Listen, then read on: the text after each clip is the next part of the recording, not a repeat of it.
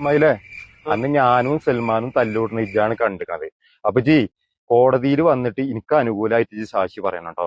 എന്തിനാടാ ബാബ ഇന്നെ ഇടങ്ങേറാക്കണ്? ഞാൻ കോടതിക്കൊന്നും വരൂല. ഇജ് നല്ല ഓർത്തോ, എനിക്ക് അനുകൂലമായിട്ട് കോടതിയിൽ വന്ന് സാക്ഷി പറഞ്ഞിട്ടുണ്ടെങ്കിലോ അന്റെ മുട്ടുംകാരി ഞാൻ തച്ചാണ് മുറിച്ചു.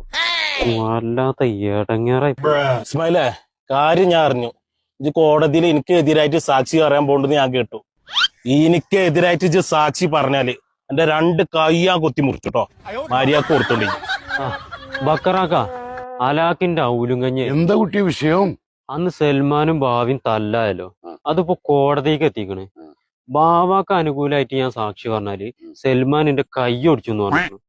ബാവാക്ക് അനുകൂലമായിട്ട് പറഞ്ഞിട്ടില്ലെങ്കിലോ ബാവന്റെ കാല് ഒടിച്ചു എന്ന് പറഞ്ഞു. ഞാൻ എന്താ കാട്ടുക? എന്നാലേ ഈ ബാബാക്കും സപ്പോർട്ട് കണ്ട, സൽമാൻക്കും സപ്പോർട്ട് കണ്ട, 2ആൾക്കും സപ്പോർട്ട് കണ്ട, മുണ്ടാതെ പെരയിൽ പോയിരുന്നു. അഥവാ ജോലിക്കാർക്കെങ്കിലും സപ്പോർട്ട് നിന്നു പറഞ്ഞ അന്റെ തലമണ്ട അടിച്ചാൻ പൊളിച്ചു. ഇഞ്ഞെന്തിനാ ഞാൻ പേടിച്ചത്? തല്ലെന്തായാലും ഉറപ്പായി. നാട് വിടുക നല്ലത്. ഈ സാക്ഷി കൂടി കോടതിയിൽ എത്തിയാലേ ഞാനും കോടതി കയറേണ്ടി വരും. അന്ന് ഓലെ 2ആളും തച്ച ഒടിച്ചിരിക്കുന്നത് ഞാനാണ്.